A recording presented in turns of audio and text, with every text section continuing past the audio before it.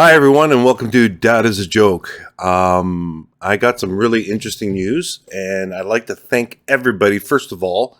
Well, the main thing is starting off 2023 has been very exciting.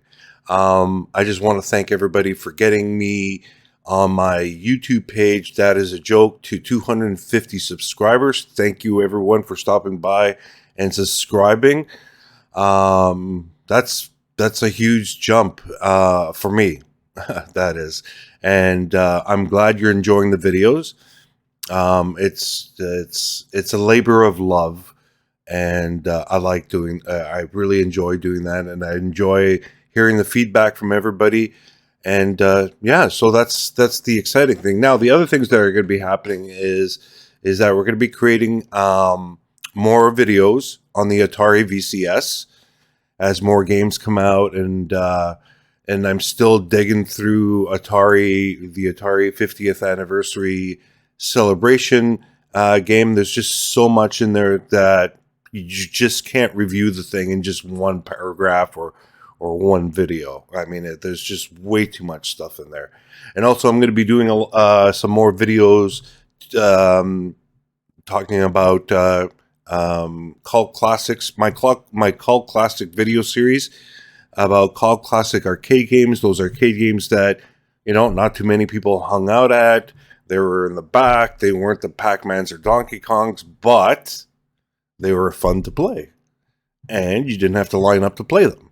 So I'm going to be doing some more of those. I got some really cool ideas from some people from Atari Age, which was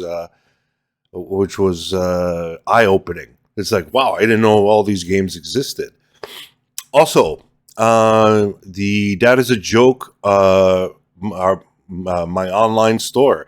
We're going to be adding some more stuff outside of Atari.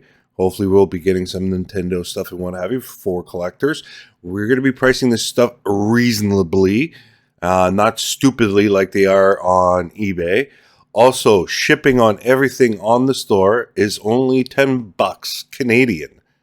So for our American folks, you can take advantage of the exchange on the dollar and, get stuff cheaper. Let's see here. What else did I want to talk about? Also, last but not least, I want to talk about the RetroPie software that I've put together. What I've done is I created ISO images and put them on USB sticks. We have a 32-bit RetroPie image, 32 gigs, sorry, which is a basic install of RetroPie. So we're calling it Dadisajoke. What the hell are we calling it again? This is one of those things. It's like a whoosh, jumped out of my mind. What is it called? Retro Power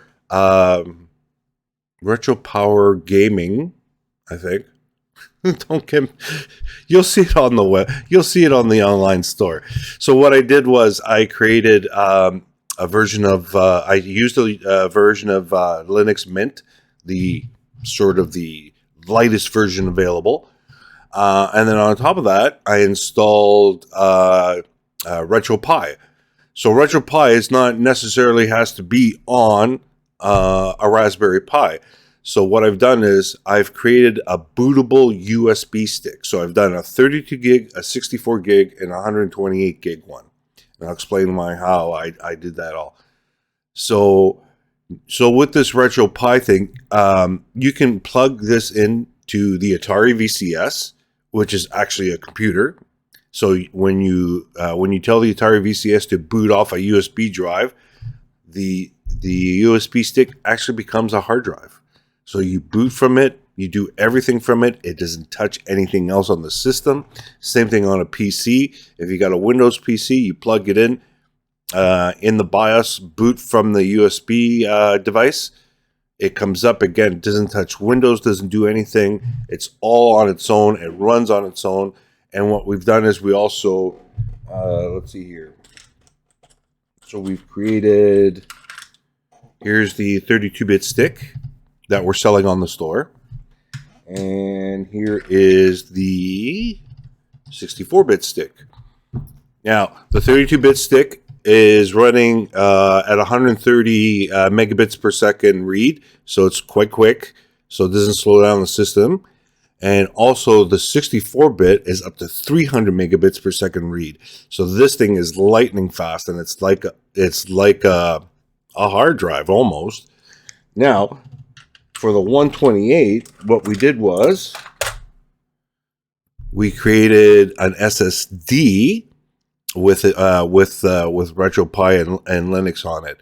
Now so for those 32 gig, it's just a basic install of RetroPie, nothing special, just a basic install, no bezels, no nothing. But I didn't want to add too much stuff to it just because I wanted to leave enough space for people to put their ROMs.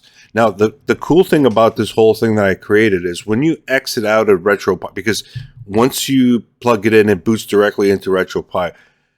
Once you've done that and you're done playing, if you exit out of RetroPie, what that does, it takes you to a Linux desktop. And I set up the Linux desktop to be really, really easy. I mean, you don't need to be afraid of putting in commands, whatever.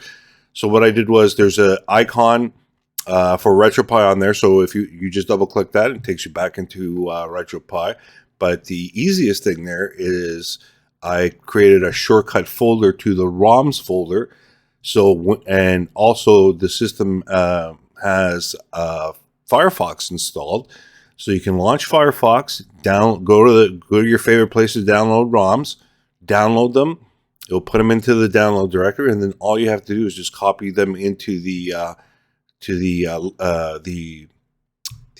shortcut for the ROMs and put them in the appropriate folders.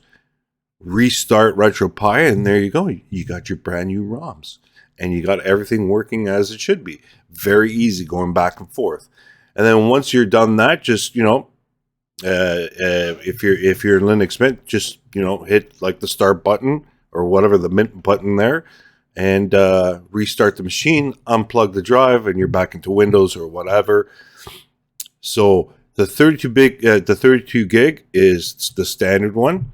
The 64-bit, because there's more room on there, I ended up installing not only the basic install, but I did all the experimental emulators on there, which the Atari Jaguar is on there. And playing it on a half-decent PC, the laptop that I was doing all my tests on was a second-generation i5, which was running Tempest 2000 no problem. So also, besides that, I added the bezel project. So every bezel that's made for the arcades, special bezels for the different consoles are installed. So it all looks nice and neat and really beautiful. And I also installed a whole bunch of what's called emulation station themes. So different pretty themes that you can select and use. And plus, as default, I added a very special one, so it looks very, very cool. And I think you enjoy that one. And then the rest of the space is available for all your ROMs that you want to do. And with the 128, or the SSD version, as I like to call it, I've added the exact same stuff that's on the 64-bit, all the experimental stuff. Oh, I forgot to mention, I also added about 4 or 5 ROMs on there just for testing purposes. There's one for the arcade, and there's a few for some of the consoles that I added on there, just so you can try it out and then, get your juices going and start installing more stuff.